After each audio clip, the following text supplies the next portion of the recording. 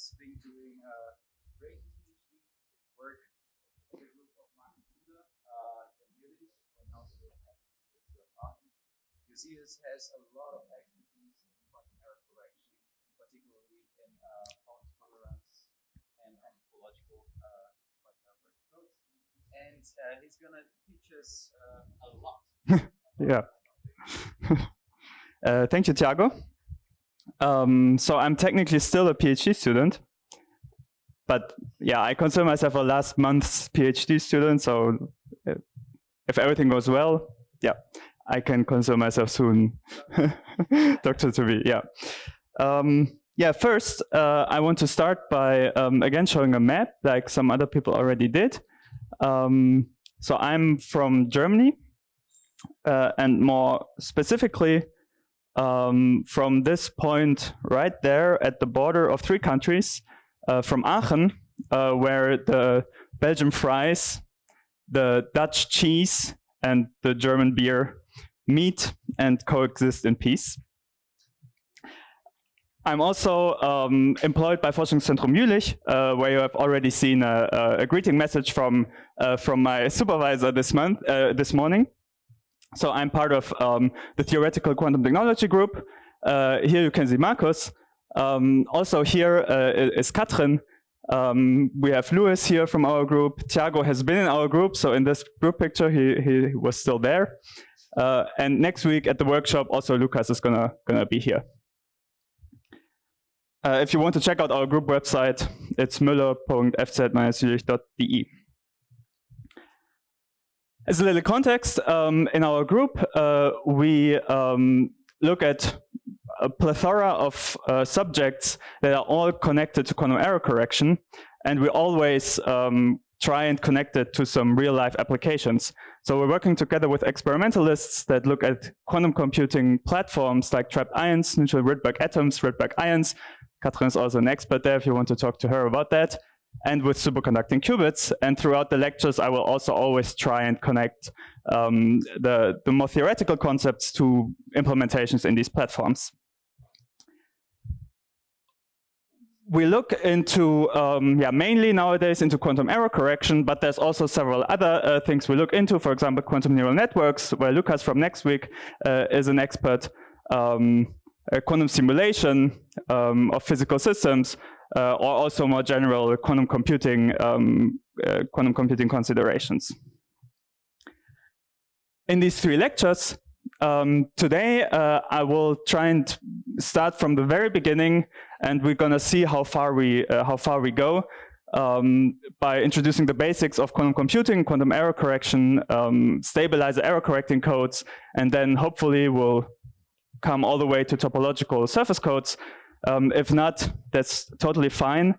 We're just going to shift it to tomorrow, where we're going to talk about how we then, with these logical qubits, can perform universal quantum computation and what fault tolerance means. So how we can construct circuits that are fault tolerant, so they can protect against lots of kinds of errors, more general than what I will talk about today.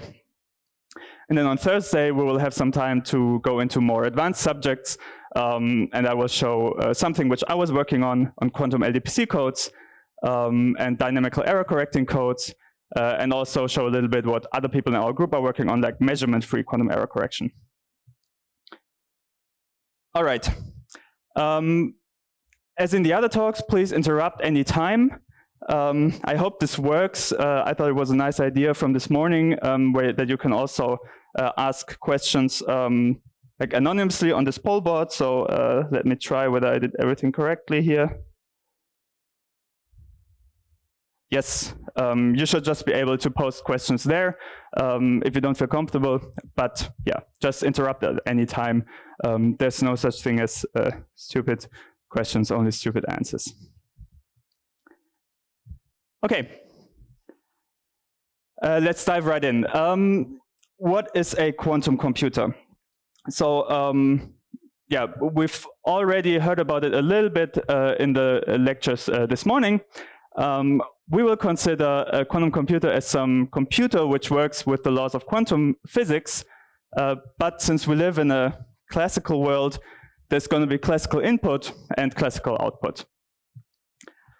Compared to the classical world, where we have the bit as a unit of information, which is 0 and 1, in the quantum computer we will have quantum bits, which are quantum physical two-level systems. And since they obey the laws of quantum mechanics, two very central ingredients for quantum computing are the quantum superposition principle. So a state in the Hilbert space is defined by these two complex numbers which represent probabilities in this pure state. And we also use entanglement. So if we have a register of many qubits, for example, n qubits here, then pure state is represented by a vector of 2 to the n coefficients. Okay, I will go a little bit further on that later, but for now, as a general motivation, why should we build large-scale quantum computers? So yeah, typically a quantum computer cannot do more than a classical computer, but some things much faster. So the hope is that quantum computers will give us some speed up. For example, maybe the most well-known example is factoring of large numbers, like Shor's algorithm, where we get a polynomial, where we get a breaking of, for example, the RSA encryption in polynomial time, where no classical algorithm is known. Also search in large unstructured databases, like Grover's algorithm you may have heard of. And for the physicists, maybe most interesting, and also one of the pivots of quantum computing is quantum simulation of many-body systems, as we have also heard about this morning. Okay, where quantum error correction fits in there, I will come to later. I will start by introducing how we think of a quantum circuit, and it's going to be the other way around than the tensor representation this morning. So we're going to follow time from left to right. Okay, the most important ingredients of any quantum circuits are quantum gates, and we can have single gates on single physical qubits. So for example, if we have this two-level system here, we will want to flip the bit from 0 to 1, and this is done by a so-called X gate. A second gate that we will use is the phase flip gate, the Z gate, which will take the phase out of the 1 basis state. Then a very central ingredient to create superposition is the Hadamard gate. So a Hadamard gate on a 0 basis state will put it into a 0 plus 1, or also a plus state. And then there's two more gates which we'll consider, the phase gate and the square root of the phase gate, the T gate. I will talk about this a little bit more in detail later. For now, these gates, the Pauli gates, the Hadamard gate, the phase gates, in particular Hadamard and phase gates are the single qubit Clifford gates, as you might remember from this morning. What you might also remember from this morning is the Bloch sphere representation, where on this sphere, we can, on the outside of the sphere, we can represent a pure quantum state. This is a little bit a different perspective than this morning, because we will now describe the single qubit state by two parameters, which you can think of in the following way. If we start with an arbitrary state, these complex numbers will typically have 4 free parameters, as alpha is a plus I b and beta is c plus I d. But then, since they represent probabilities, they have to be normalized, so we lose one of those 3 parameters. And then any quantum state, if we measure them, the global phase does not matter, and there we lose another condition. And then we're left with two conditions. And these we can represent on this Bloch sphere by the two angles, theta, the angle from the z-axis, and phi, the angle from the angle that is 2 pi, that represents the relative phase between 0 and 1. Okay, I also want to make this a little bit interactive. So we're gonna start and build the first very easy quantum circuits. And I want you to tell me what this does and where this is on the Bloch sphere. So the first one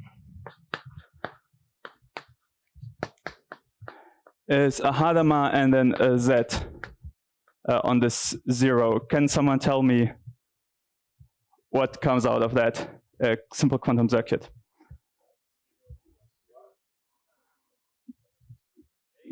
Okay, the first gate puts us in 0 plus 1, okay.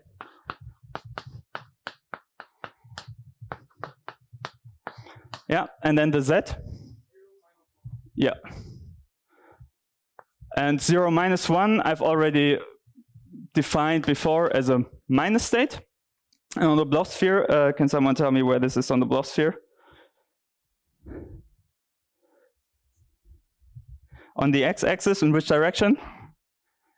Inwards. Okay, exactly. So this would be here. Minus. All right. Now, the phase gate. The phase gate, just as a quick reminder,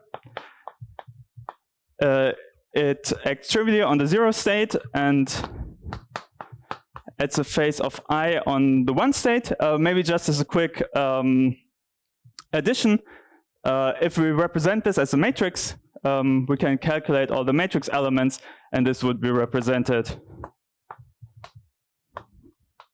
as this matrix. Can someone tell me what comes out of this?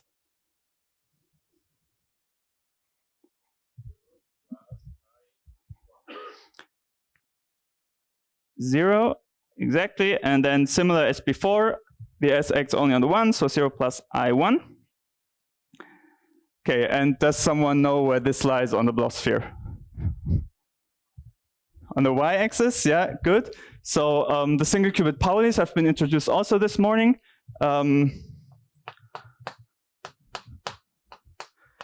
This is the Y matrix, and this is one of the eigenvectors. So this lies on the y-axis. In which direction? To the right, on the positive one, exactly. So this one here is all the way here. And then finally, we have this T-gate.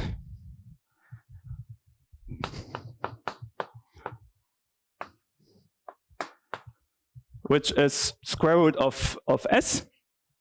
Can someone tell me what comes out of this little quantum circuit?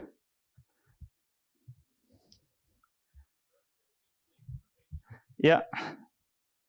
So here we're at 1. Then the Hadamard puts it into the minus, yeah. And then the T-gate.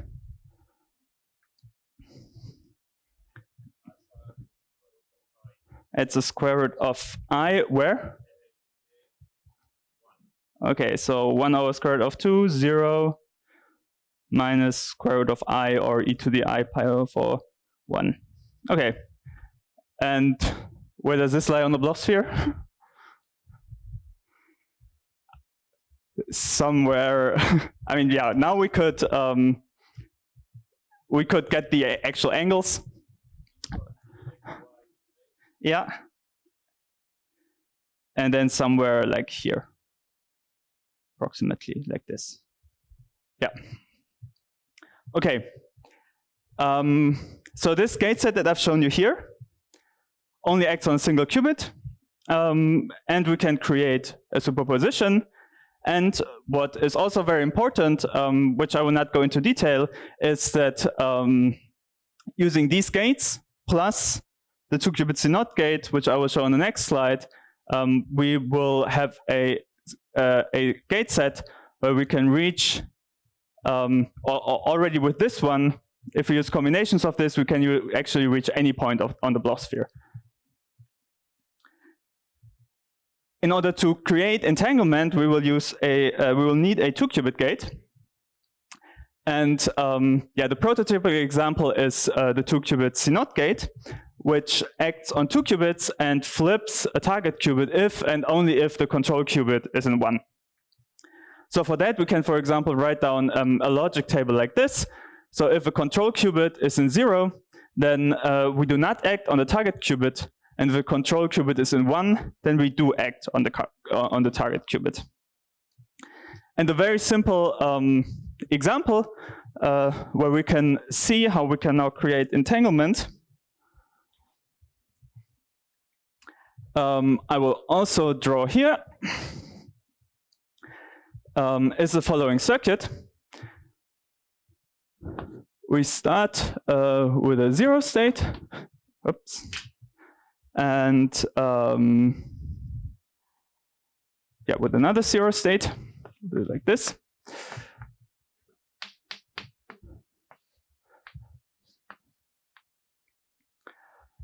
Then we act with a Hadamard. This again puts us in a plus state.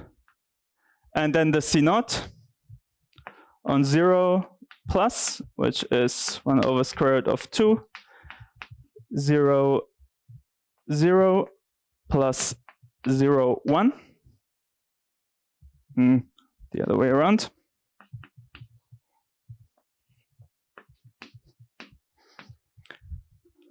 What's the resulting state now after the C0?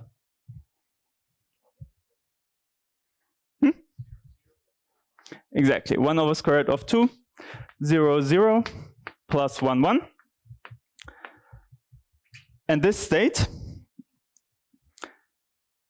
is entangled and actually maximally entangled because we cannot write it as a tensor product of 2 single qubit states. So this simple circuit now creates entanglement, and we have both the important ingredients for how to use a quantum computer. We can actually do the same with 3 qubits. So yeah, continuing the story, we can get a second qubit, again couple it with a C0, and then we get this 3 qubit state. And if alpha and beta are the same, then this would be a GHZ state or a CAT state. All right, to summarize,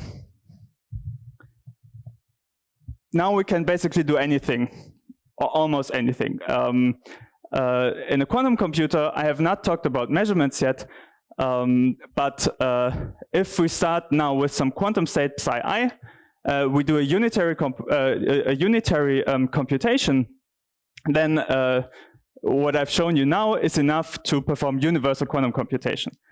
So the Hadamard gate, the C0, and the T gate, plus single qubit Pauli gates is enough to do universal quantum computation. I will not go into details on this theorem, but yeah, I put the references, and I think you'll get access to the slides later if you want more details on this. These unitary operations, yeah, we will. I usually refer to as quantum gates, but they're basically unitary operations which you can write down as unitary matrices in a basis. All right.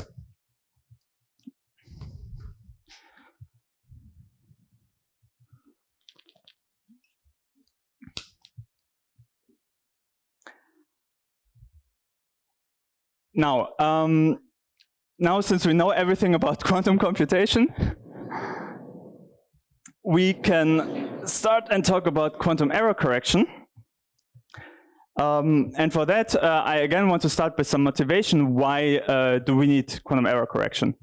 We've already heard in the talk before that typically our systems couple to some environment, and this, for the purpose of quantum computation, introduces some noise. So for example, if we start with some pure coherent superposition state, then, for example, dephasing, we could describe by a Lindblad-Master equation, will over time, in the limit of infinite time, lead to a classical mixture. where the phase coherence information is lost. When we look at noise, we mainly consider computational errors. So these gates that I've shown you before is what we typically consider as errors, in particular the Pauli errors. So if we have a 0 state and it flips to a 1 state, this is called a bit flip error, and we also denote it by an X. And we can also have phase flip errors. So if we start with a 1 and we flip the phase, although we don't want it to, then this is a phase flip error. There are lots of other physical errors. For example, a qubit of our quantum computer can be lost. For example, if we have if we use ions to represent the states of ions to represent the qubit, then this could be literally a physical loss of this ion, which is a source of errors. Another error could be leakage. So, for example, in superconducting qubits, one would use the lowest lying levels of a non-harmonic oscillator to encode the qubit, and then if we leak to another non-computational state, this would be leakage. These errors here, bit flips and phase flips, are incoherent noise, but we could also have coherent errors. We could have biased noise or non-uniform noise. We could have some correlations in noise, temporally or spatially. We could have crosstalk. So, for example, if we have ions representing some qubits, and we shine on one with a laser, yeah, there might be some residual laser noise on a second ion, which is then called crosstalk. Now, how can we protect against those errors? Yeah, maybe I think I remember there was some people with computer science background. So they may have heard about classical error correction, but classically error correction is a very well-known method and widely used. So every phone, in particular when it comes to wireless connections, uses some kind of error correction in order to correct against errors. And also, if you have your hard disk and you want to protect the information, you could put it in some system that implements an error correcting code in order to protect against noise. And the simplest code we could use classically, or one of the simplest, is a repetition code. A repetition code basically takes your classical information and just copies it several times. And if we then have some error on one of the bits, for example here on this bit, see there's some unwanted animation going on, but I'm just gonna draw. So if there's, for example, this one bit that flips due to some mechanism, then we could later read out 3 times this information and find that, okay, this one bit is 0, this is 0, and this bit is 1. And then by a rule, for example, by majority vote, we could decide, okay, it was most likely that this bit was a 0 and not a 1, and recover the information that is lost. Now, for quantum states, there's a no cloning theorem, so that there is no, there doesn't exist a unitary that for any unknown quantum state copies the state. So we can't naively just take a quantum state, copy it several times, and then hope that we can use this to do error correction. But this idea of redundancy we will still keep in order to perform error correction. One other issue of quantum is that we can't directly measure without destroying the quantumness of our state. So if we have an arbitrary quantum state, alpha 0 plus beta 1, then and measure it in the Z basis, it will collapse to either 0 of 1 according to the probabilities, and we have lost the quantumness, and we will not be able to use it in a quantum computer anymore. A final challenge in quantum is what I've already teased up before, is that there's more errors. Now, I'm not a classical computer electrical engineer, so maybe there's also more than just bit flips in classical computers. But yeah, we have the bit flips, we have the phase flips, and we also have simultaneous bit and phase flips, at least for the purpose of this lecture. These are all the errors we're going to look at, but that's already more than classical bit flips. Okay. The setting we're going to look at, the simplified setting for today, is that we're going to start with a quantum state on a single qubit or on k qubits, and we will use some ancillary qubits, then apply an encoding unitary that encodes this single state into a so-called logical state. Now, I will stay informally, yeah, I will say quite informally, but we'll use this. Yeah, this is a unitary encoding map that maps to a logical state, and everything is perfect for now. We will then assume one layer of errors happening, and just considering what I've shown before, single qubit X, Y, and Z errors. We will then add another bunch of ancillary qubits and do what is called an error syndrome measurement. You can think of it as kind of like a doctor trying to derive from some measurements, like checking your heart rate, measuring your temperature. This is called the error syndrome measurement, and from that we will derive some correction that we will apply to the quantum register, to the data register, in order to put us back to, in order to hopefully recover the logical state that we have had before. The final step is then applying the inverse of the encoding map to put us back to our physical state. Now, this last step we will usually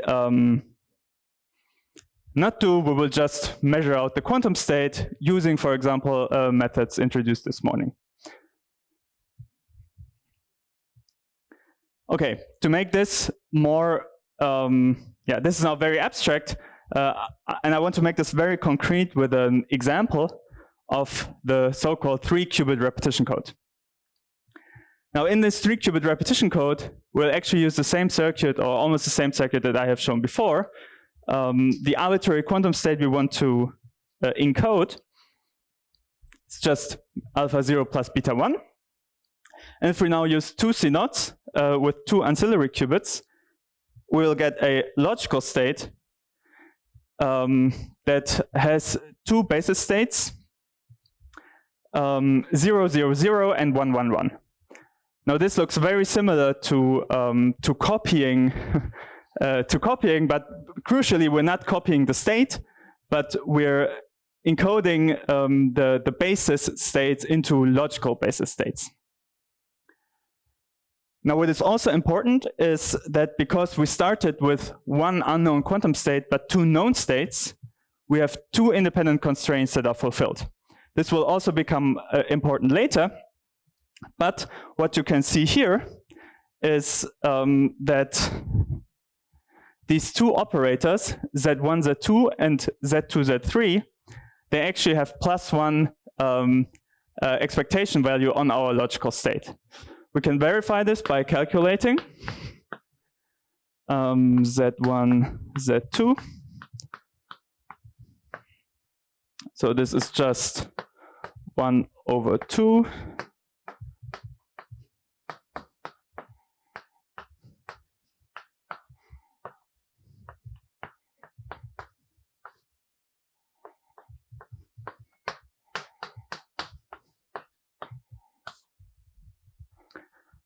Now, what happens when I act with Z1, Z2 on 0, 0, 0?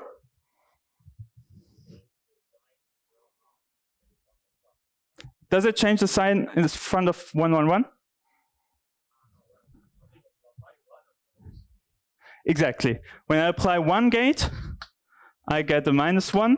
Then I apply the second gate, I get a second -1, which is 1.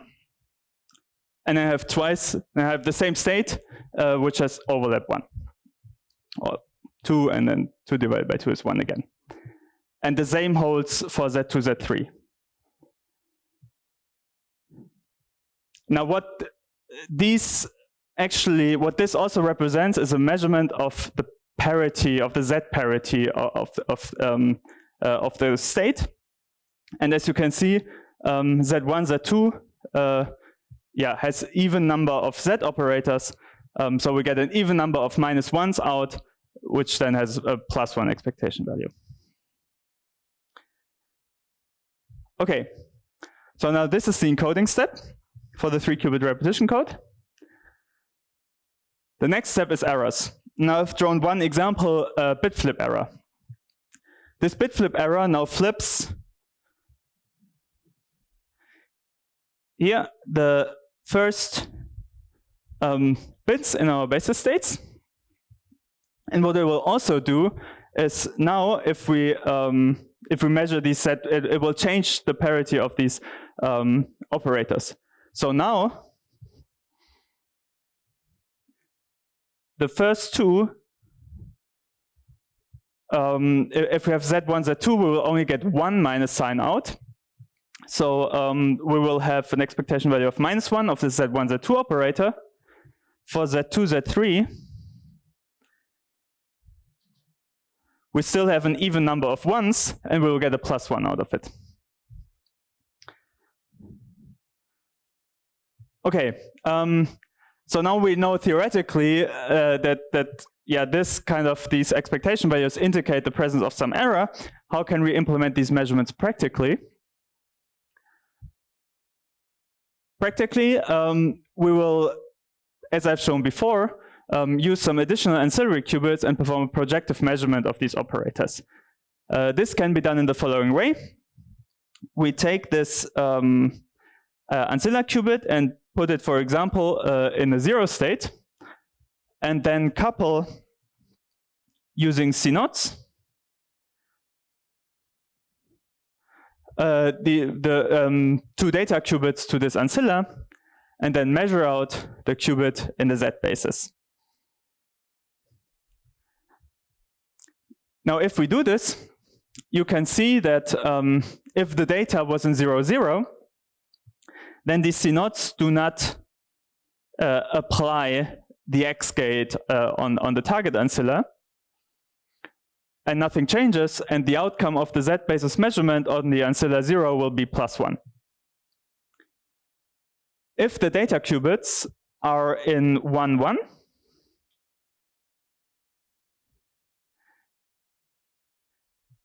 then the CNOTs will trigger this X below. But because they're in 1, 1, they will trigger once, flipping the 0 to the 1, and they will trigger a second time, flipping the 1 back to the 0. And again, the measurement outcome will be +1. Now, only if the data qubits are in an odd parity state, then the ancilla will flip once, and the outcome of the Z basis measurement will be -1. Okay, now that we know how we can do this indirect measurement of this ZZ operator, we can finalize the picture, or almost finalize the picture of our quantum error correction protocol by introducing this error syndrome measurement, where we now first couple the first and the second qubit to an ancilla in the way that I've shown you before to measure the operator Z1, Z2. And then we couple the second, we introduce a second ancilla and couple Z2, Z3 in order to measure the second operator. Yes.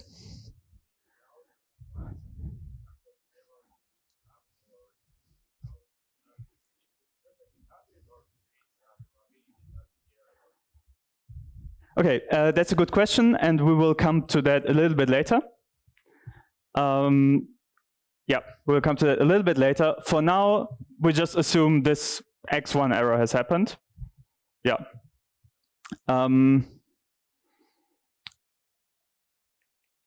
Okay, we will also assume there may have been an x2 or an x3 error, actually.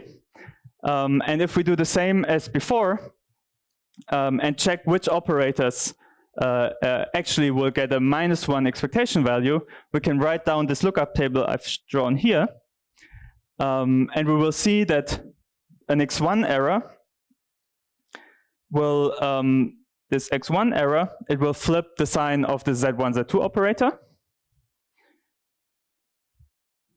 An x2 error, if we had an x here, it will propagate to both ancilla and will then flip the expectation values of both z1, z2 and z2, z3. And an x error on the third qubit will now flip only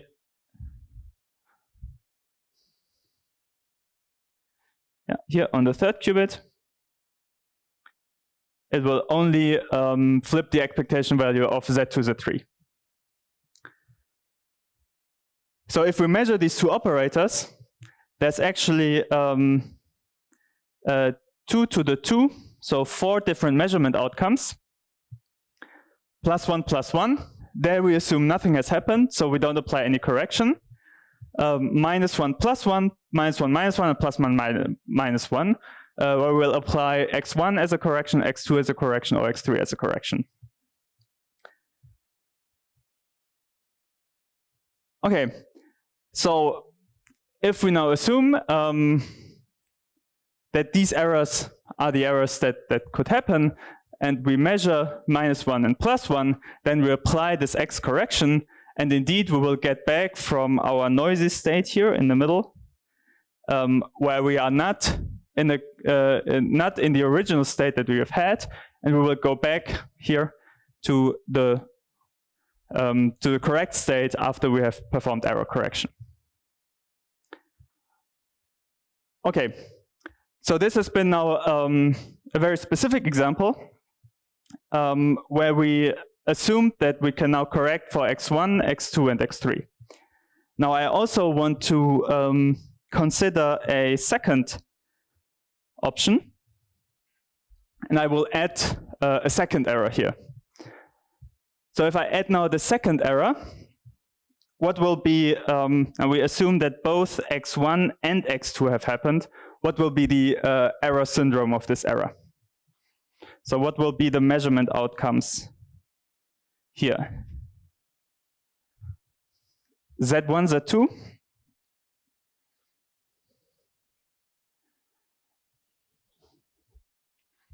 +1?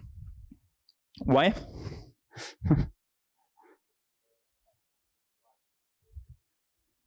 Exactly, similar to before. Now we will have this state, 1, 1, 0, and 0, 0, 1.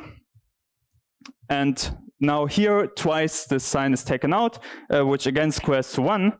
So the expectation value of Z1, Z2 will be +1, and the expectation value of Z2, Z3 will be, if we look at the parity here, it's odd, so it will be -1. Now if we look at this table from before, +1, -1, it tells us, okay, please apply correction x3. Okay, now I come back and I apply not correction x1, but correction x3. And the state I will result with will be alpha 1, 1, 1 plus beta 0, 0, 0.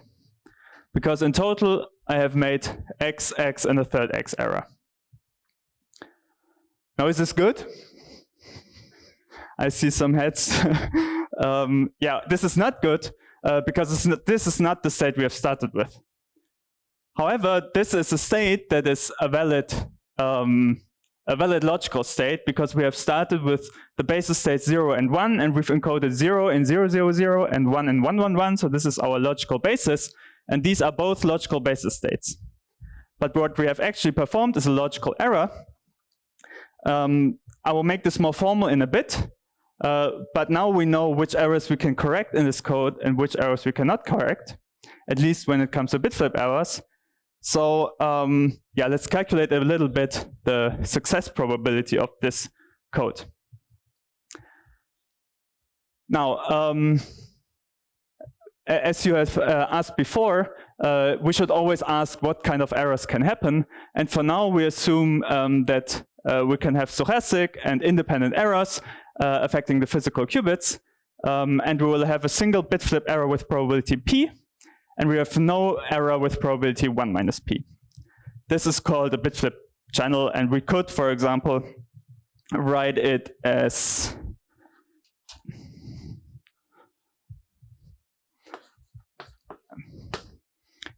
E of rho is probability 1 minus p. Nothing happens. And with probability p, we will apply a bit flip. So yeah, x rho x. I don't need to put a dagger because x dagger is x. Okay, with this error model, we can check which errors can we correct. We have seen before that every single qubit error we can correct, but as soon as we have a second error, we cannot correct it anymore. So the probability to be correct will be 1 minus p to the power of 3. This is the probability that no error has happened on any of the 3 qubits. Then we're fine.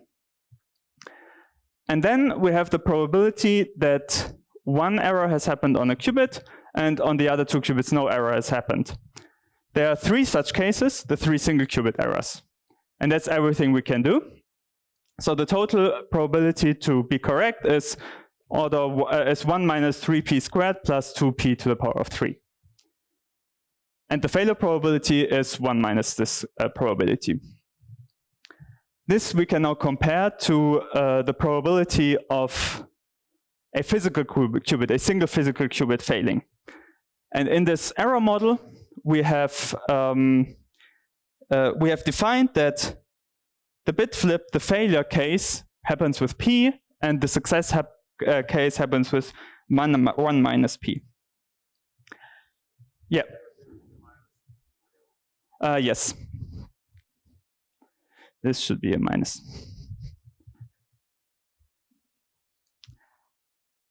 Okay. Now we can compare this to the probability of a single physical qubit happening and plot this. And here you can see the linear curve is a single physical qubit being correct.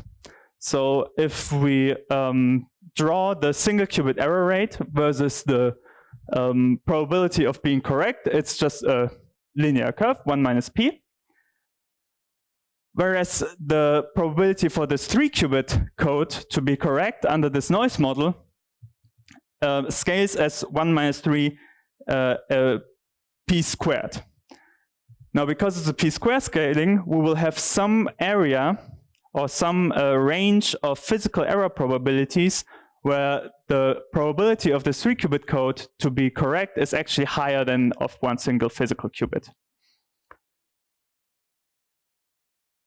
It will at some point cross this physical qubit line, and this is then called the pseudo threshold or the break-even point from which physical error probability we will, assuming a certain decoder, we will not be better than a physical qubit.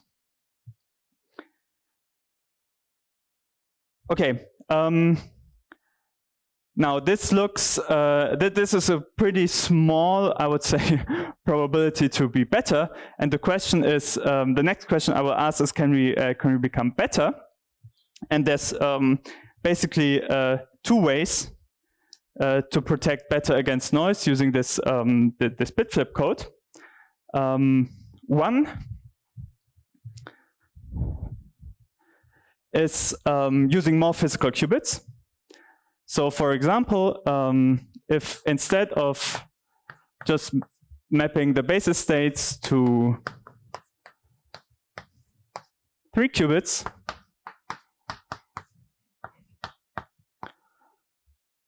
where I could correct for 1 error, we will just map it to, for example, 5 qubits, and then we'll be able to correct for 2 errors.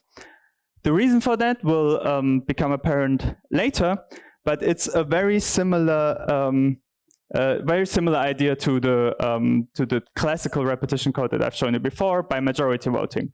So just assume that in this case, I have 2 bit flips, and I do the same parity measurements as before on each pair of physical qubits.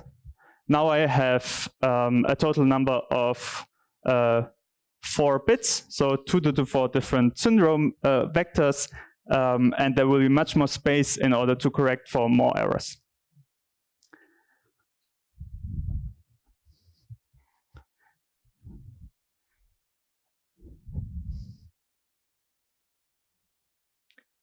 Okay, I saw there's a question. I will answer to that in a bit. For now, I will show a second way on how to get better protection, and this is called concatenation.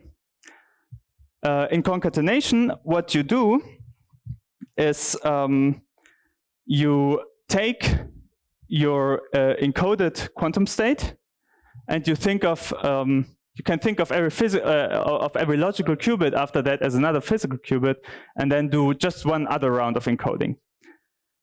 Now, in that case, if we do this concatenation, you can, for example, have here on 2 of those subcodes a single qubit that you can correct for. But on 1 code, you had 2 errors which you can not correct for. But then on the next level, this becomes a single error only, which you can then again correct.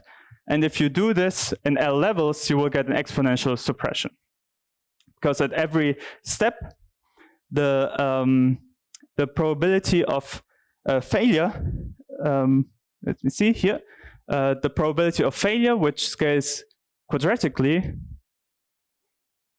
And if we then just concatenate it, so at the next level, we replace the p again with 3p squared, and so on, then at the Lth level, we'll get exponential suppression. Now, for this repetition code, if we do this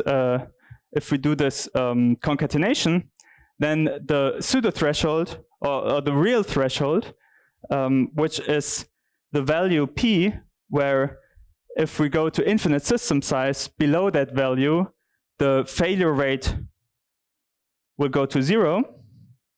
One sec. Yep. The failure rate will go to 0. Is 1/2. Now, in this calculation, I omitted some terms in order to be able to calculate. So this cubic term I omitted, and then if you do this calculation, so you insert 3p squared repetitively, then you actually get a value of 1/3. But this is an approximation. You can do this numerically to find that the actual threshold is 1/2. Yes. Yes. Yes. This will also need extra physical qubits.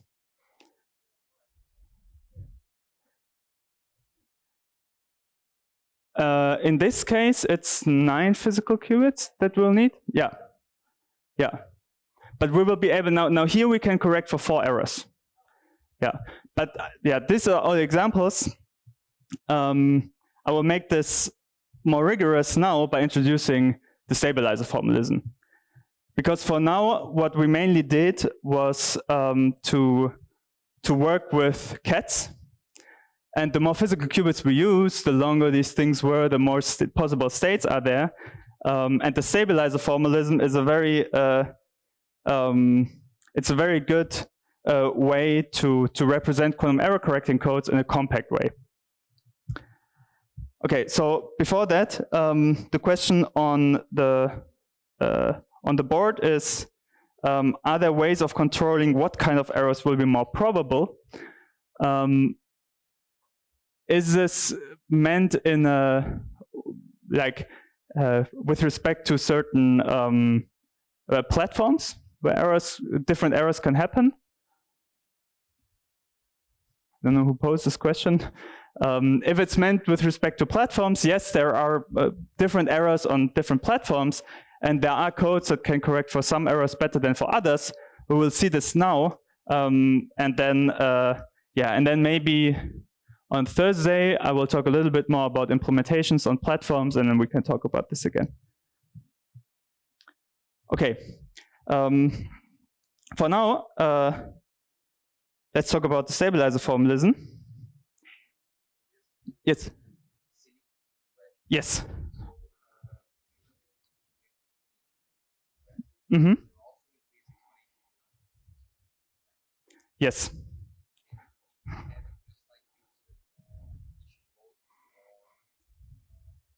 Mm-hmm. Inside of concatenation?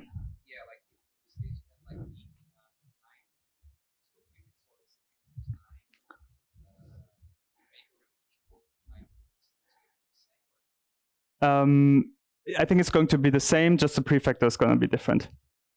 Yeah. Yeah. Yeah. Yeah.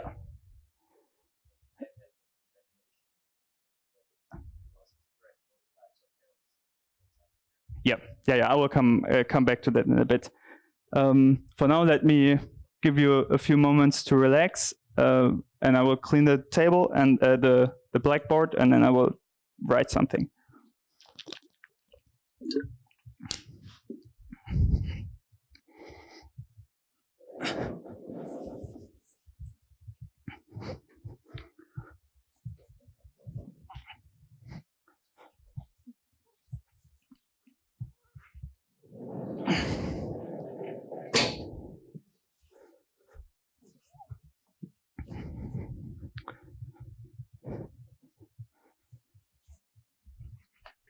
Okay. So I've already told you that, yeah, if we get more and more qubits, it will become increasingly difficult to write down cats and bras. So the idea of the stabilizer formalism is that instead of using the vectors, we will use operators to describe our state. This is very similar to the Heisenberg picture, and the original reference for this formalism is also a paper called The Heisenberg Representation of Quantum Computers. Okay, I will again start with an example that we have seen already before, namely a Bell state. And this Bell state, 1 over square root of 2, 0, 0, plus 1, is actually an example of a so-called stabilizer state. There are two operators that stabilize the state in the following sense. The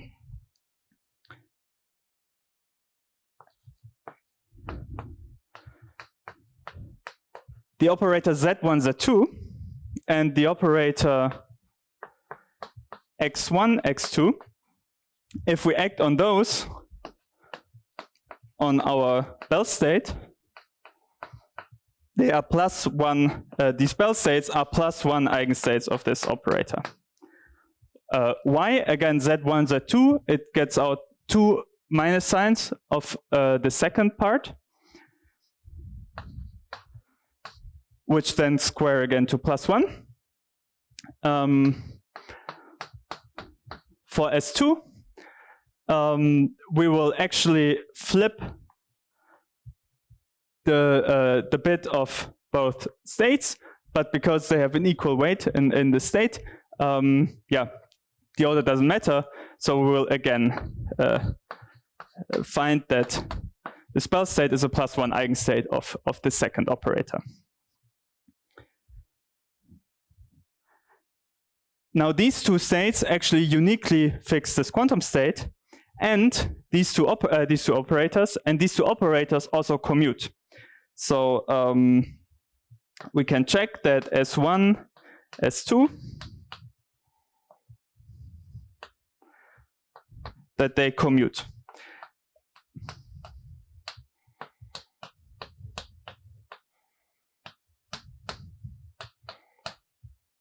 Okay, why do they commute? How do single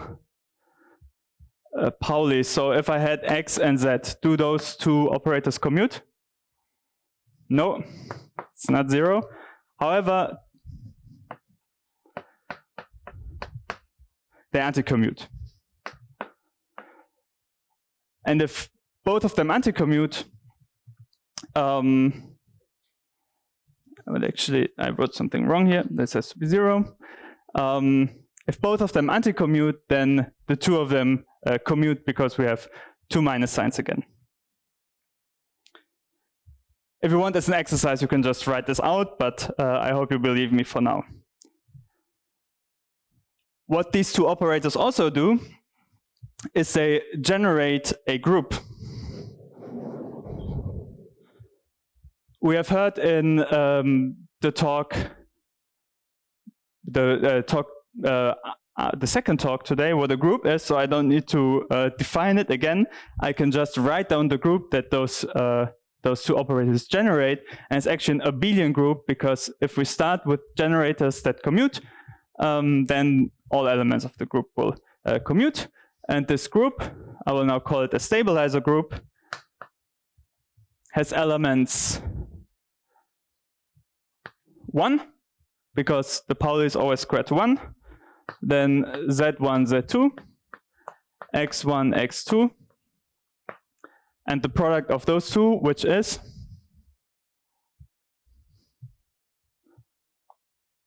Y1, Y2, and then a minus.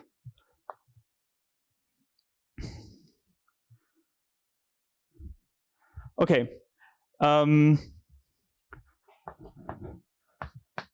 The size of the stabilizer group is 2 to the n, if n is the number of generators.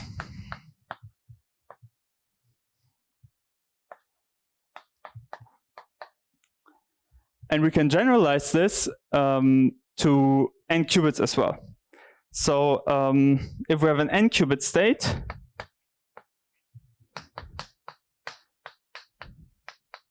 psi, then this is, we have an n qubit state, and we can fix it to uniquely,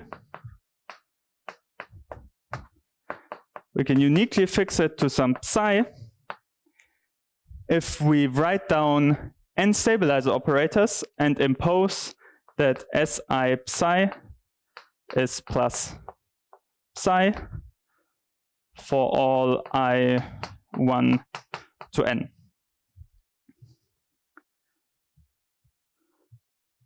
Okay, so one important thing is uniquely fix it. So we have an n qubit state, and we write down n stabilizer operators that commute, then we uniquely fix the state.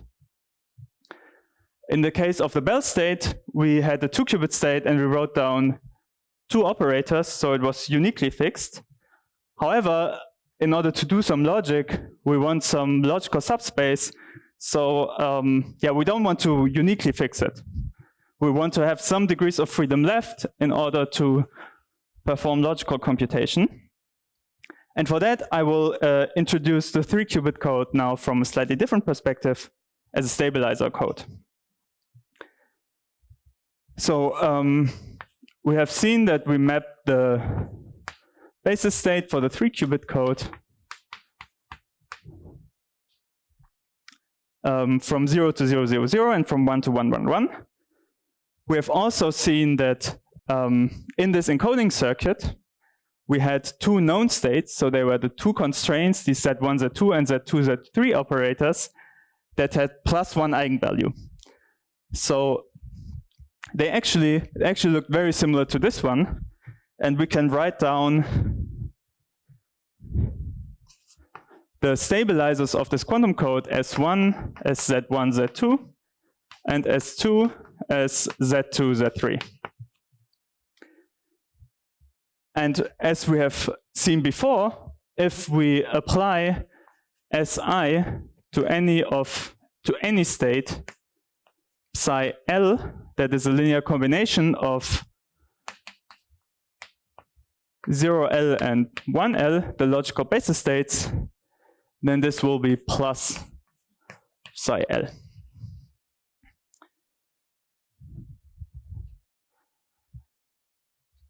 Now on 3 qubits, the dimension of the Hilbert space is 2 to the 3, so it's 8-dimensional. But we only wrote down 2 independent constraints. So these span a certain subspace of this Hilbert space, which is only 2-dimensional. I will draw a little picture. Let me see, maybe I even have a picture and I don't have to draw it.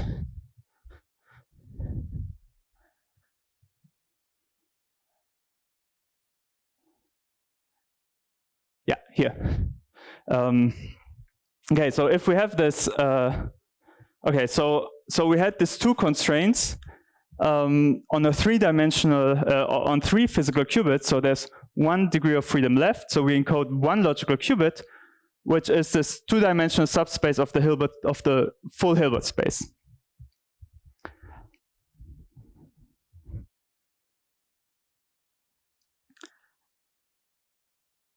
Okay, what this error correcting code also has to do is similar to how a physical state, how we do Pauli operations on a physical state. We want to perform logical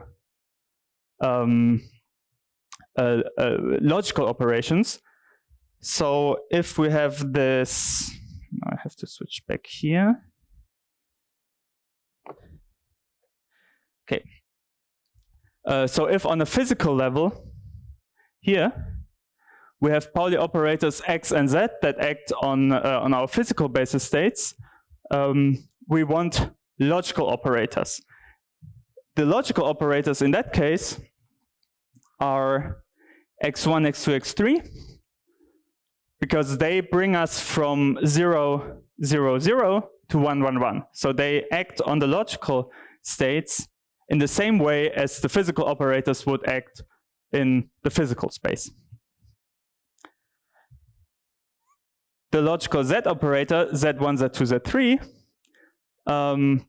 also takes out 3 minus signs of the 1, 1, 1 basis vector and therefore acts on the logical level in the same way that then the physical level acts, physical operator acts on the physical level. And the last thing we want to make sure is that in the same way that the physical Pauli operators anti-commute, the logical Pauli operators also anti-commute. And we can check that because they overlap on 3, so an odd number of qubits. And hence they anti-commute.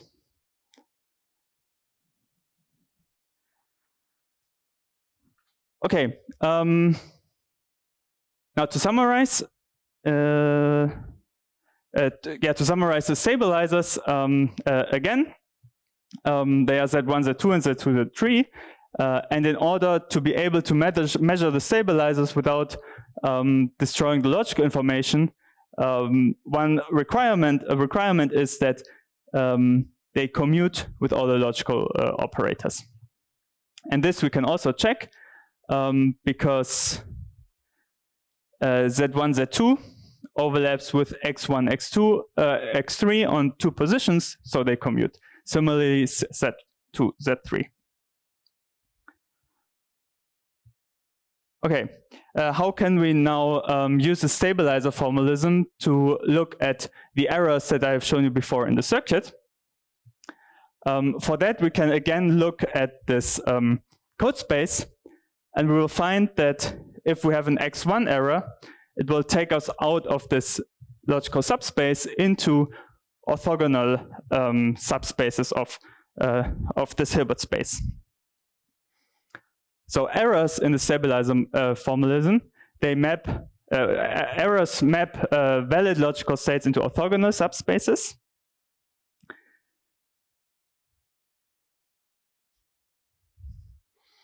And we can now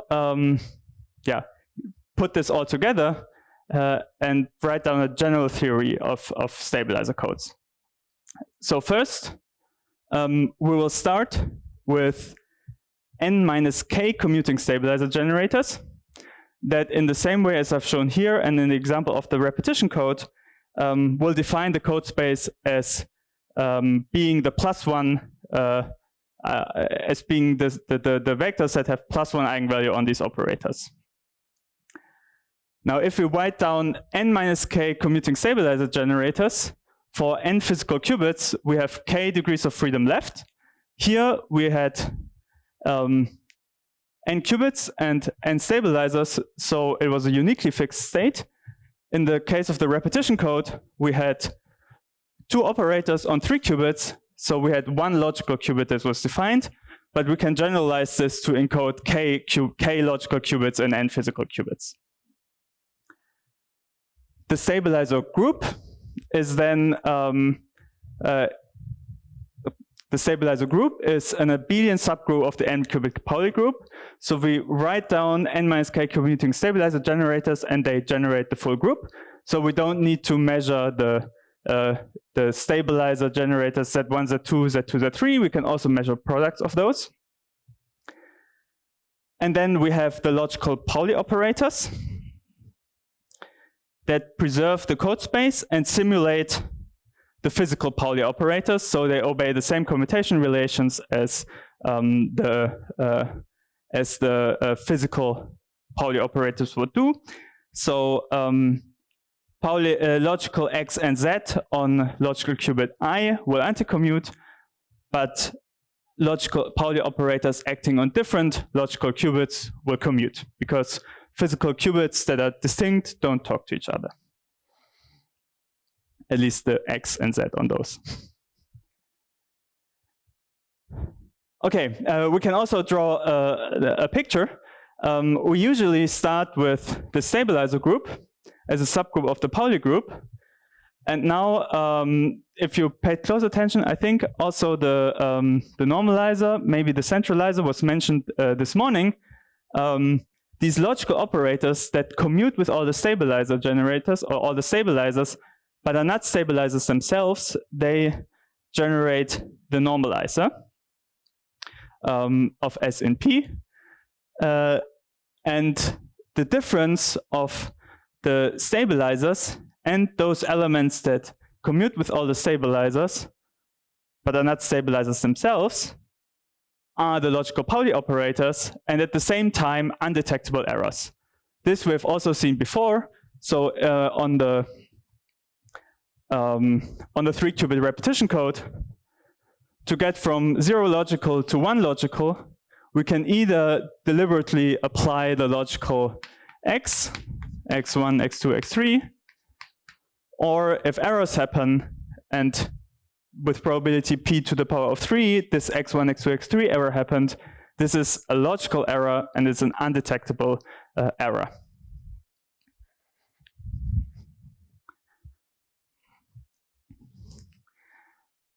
Okay, so these are all the, this is the group structure that we need for stabilizer codes.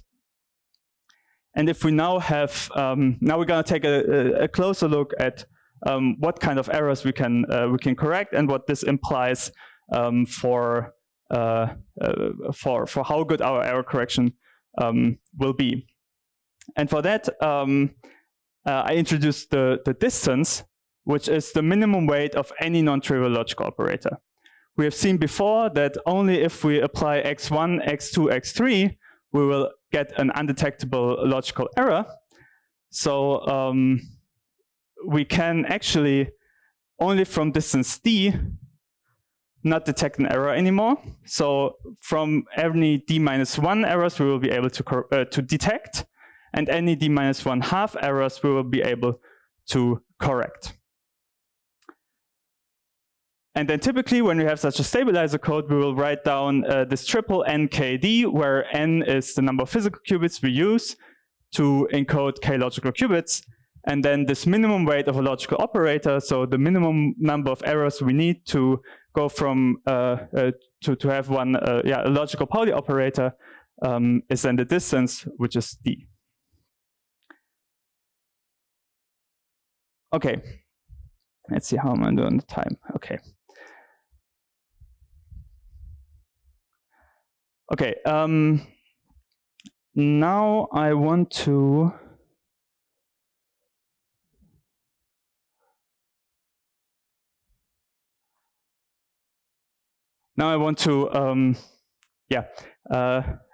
I said that there's 3 errors that we need to go from logical 0 to logical 1.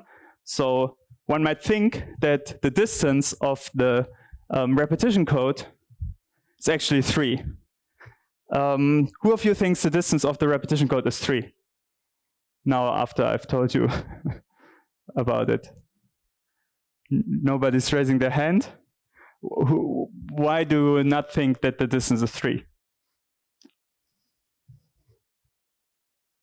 Would be too easy to say that. Yeah. So I've also told you about the different kinds of errors that can happen. Now the distance of the repetition code is actually 3 if only bit flip errors would happen. But also phase flip errors can happen. What is the minimum weight of a logical Z operator? I've wrote down the logical Z operator up there, Z1, Z2, Z3. But remember, for the logical Z, we want to have the following action. 0L Z logical is 0L, and ZL1 logical is minus 1L. Is there another operator that could simulate this on the logical level? Remember, there we have the basis states. How can we get a minus sign out of this state? Just one Z, exactly. So also a valid logical operator would be just Z1. Note that just Z1 on one logical operator does exactly what we want. We can also check it commutes with all the stabilizer generators. Yes, it's not a stabilizer itself, so we cannot take any product of those stabilizers to do a Z1. Plus, it anti-commutes with the X logical. So this is a valid logical operator. And it's indeed a valid logical operator because if you note that we have this, if we have any logical operator, it will commute with any stabilizer. The stabilizer we can just consume in our logical state. So any logical operator that we multiply with a stabilizer operator is an equivalent logical operator. So for this Z1, Z2, Z3 that I've shown before, we could, for example, multiply this second stabilizer generator Z2, Z3 and get another representative of this logical operator, Z1, and we will find that for a quantum noise model where we have bit flip and phase flip errors, the distance of this repetition code is actually 1 and not 3. Okay, I want to make this a little more formal. What kind of errors we can correct in error correcting code. And for that, I will introduce the Knill-Laflamme or the quantum error correction conditions. So here I write this tuple Q and epsilon, where Q is basically a vector space of our logical basis states, and E is a set of errors that we want to be able to correct. And only if for any 2 errors in our error set, this condition holds. So we apply, just this condition holds. So EA dagger EB with the expectation value of not the expectation value, but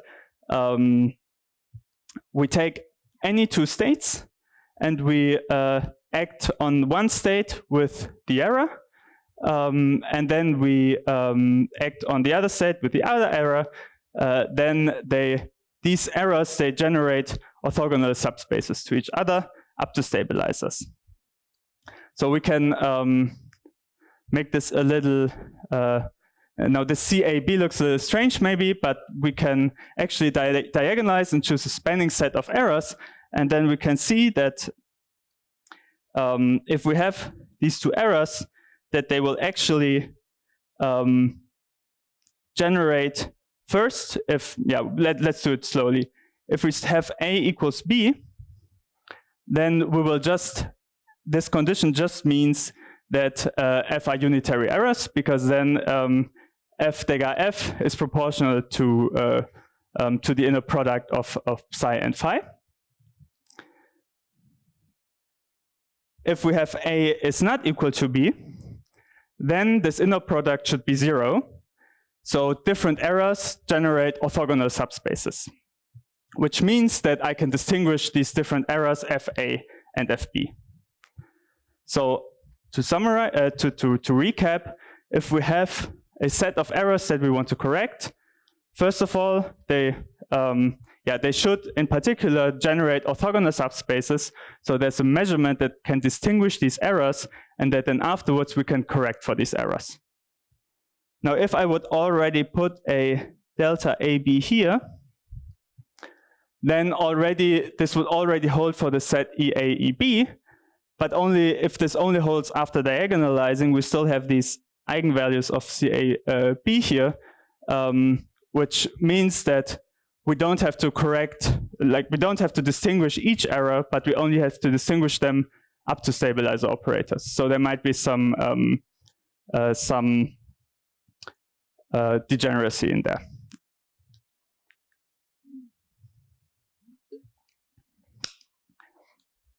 Okay. As an exercise, you could now calculate that indeed for this does not hold for phase flip errors in the repetition code. But we also want to be able to correct for phase flip errors. I think this will be the last thing that I will show you today.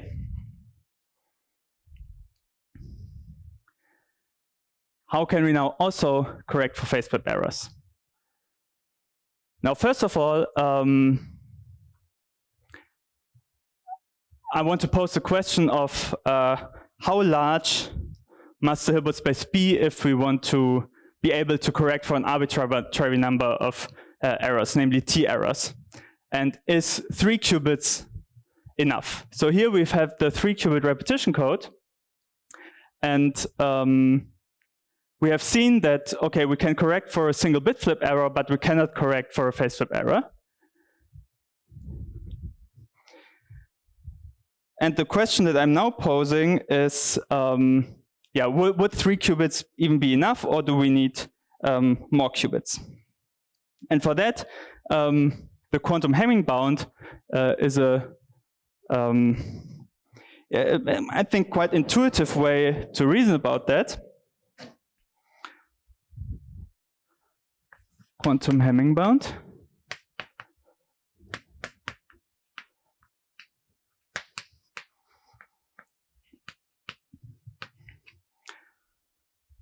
Okay, so the goal is to be able to correct for T errors, where using n physical qubits and working with k logical qubits. In this noise model that I've shown before, but now not only using X errors, but X, Y, and Z errors. So the first thing we can ask, okay, if we have J errors where J is smaller or equal than T, then there are how many locations of errors, of possible errors on n qubits? So I have j errors on n physical qubits. How many possible locations of errors are there if I put n qubits? N over j, yeah. And now we have 3 types of errors. So how many different kinds of errors are there? But we have j, so 3 times to the power of j, yeah. And now if we have up to t errors and we want to be able to correct for all of them, then we just sum over all errors up to t. So this is the number of errors that we can have. And now we have a k-dimensional code space, and each error is required to map the code space to a 2 to the k dimensional orthogonal subspace, as I've shown you before.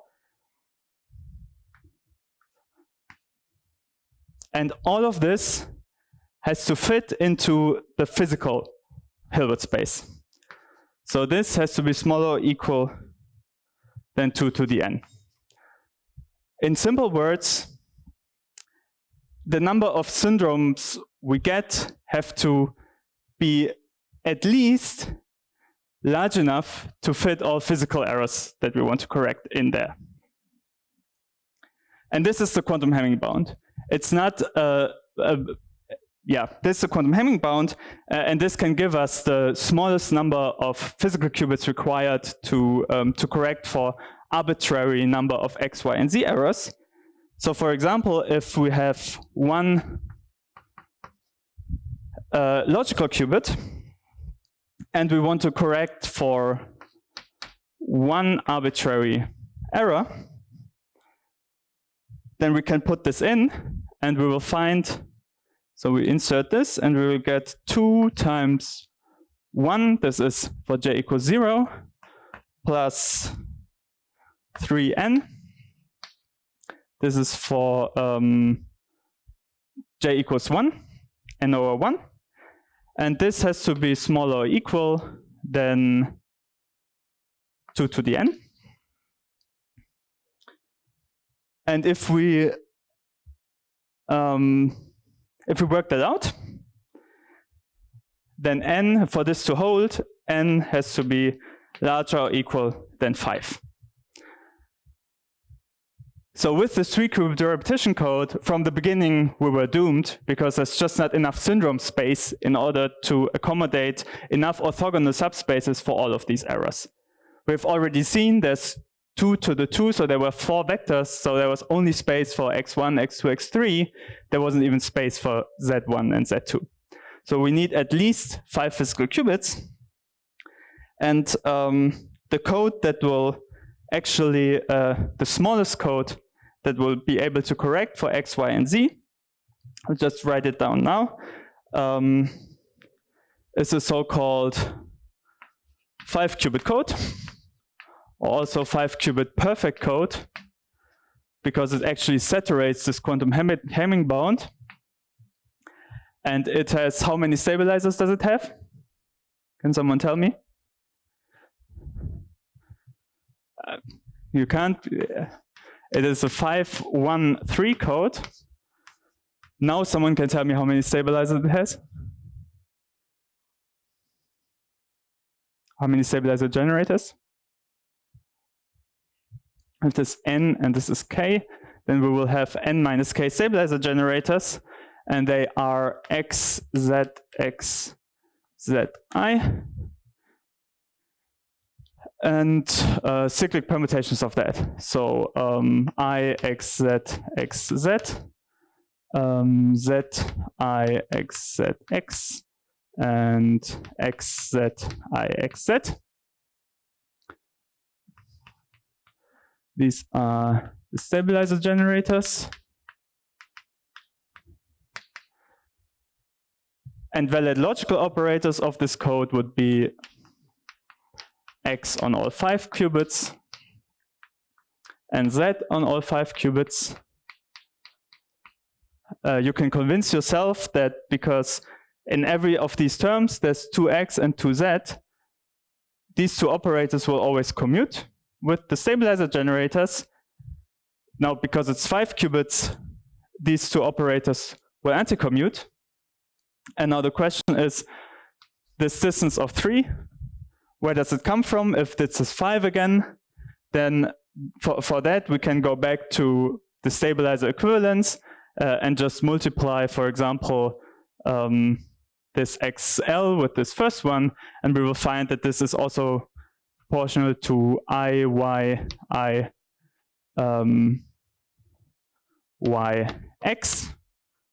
which has a weight of 3, so 3 non-identity Pauli terms, and this implies this distance of 3.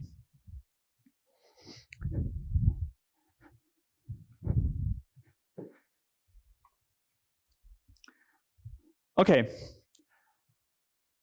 So now, now we have a code that can correct for one error, but it looks a little strange. The last thing I want to show you is a code that is closer to the repetition code that can correct for one bit flip and also one phase flip error, which is Shaw's code, which uses an idea similar to concatenation that I've shown you before. So here we have this encoding circuit of the repetition code that we've learned before. We also do this concatenation step with the same encoding circuit, but now we do a basis change in between. So we insert these hadamas, and this will result in a logical state that has a specific structure. As you can see here, that's not super important. What's more interesting for us now are the stabilizer generators and the logicals, and we will find that the stabilizer generators are actually repetition code stabilizer generators on each of these subblocks. But then we will also have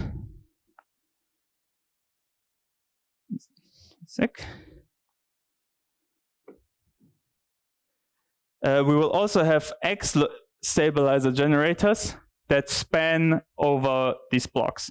So there's one X stabilizer generator that spans over these blocks, and one X stabilizer generator that spans over these blocks. So it kind of looks like a repetition code stabilizer, logical X, 2 logical X3, and logical X1, logical X2 of the lower level before. And with these, we can again write down logical operators. One of them is just the logical X operator of the lower repetition code. And the Z operator, instead of just being a Z on one subblock, now is a Z spread over all 3 subblocks and has a minimum weight of 3. And with this code, we will now get a 913 code that will be able to correct for one error. Okay, and with that, I think we're done. And yeah, if you have any more questions, please ask. If not, tomorrow we will talk about a different kind of code, different kinds of codes, so-called topological codes. Thank you for now.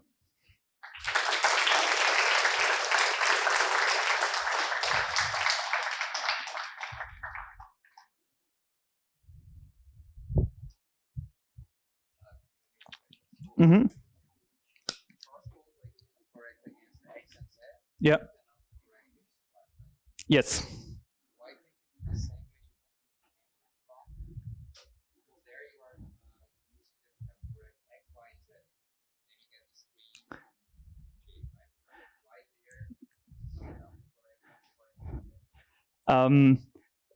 So that's that works because it's a CSS code, so it only has X and Z different kinds of stabilizers. and then you can separate the y into x and z. This Hamming bound is just more general. It just assumes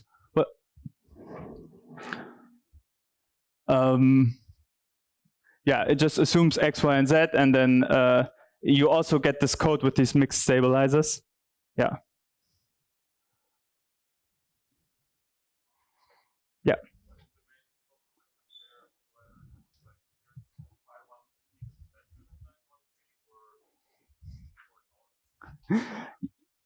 So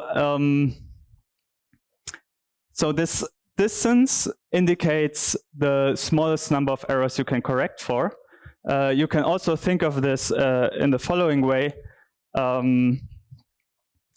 So if I have one code word here, and then another code word or like another basis state somewhere here, then like the distance, it's a literal distance. How many x, for example, do I have to perform to get from one to the other?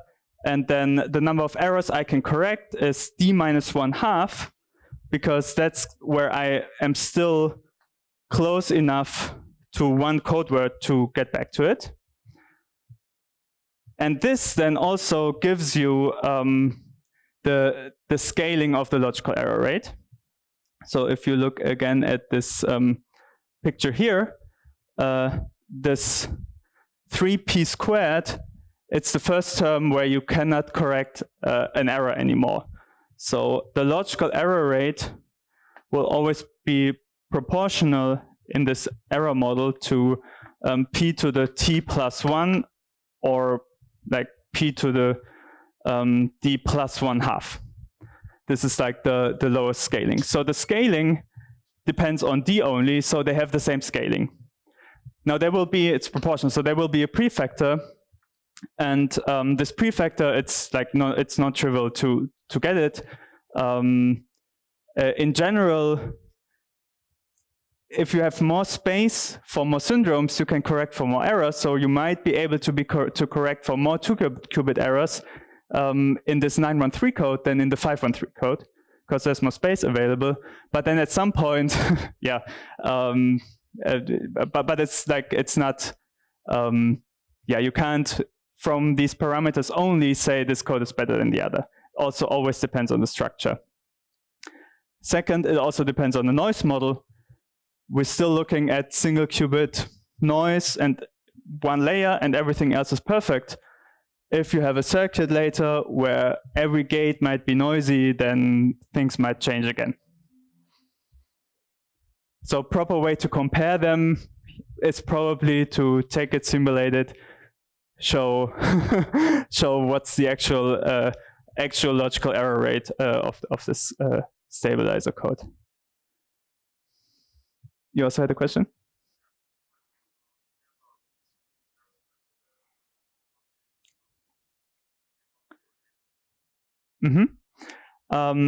So for now, and people also care about the other kinds of errors.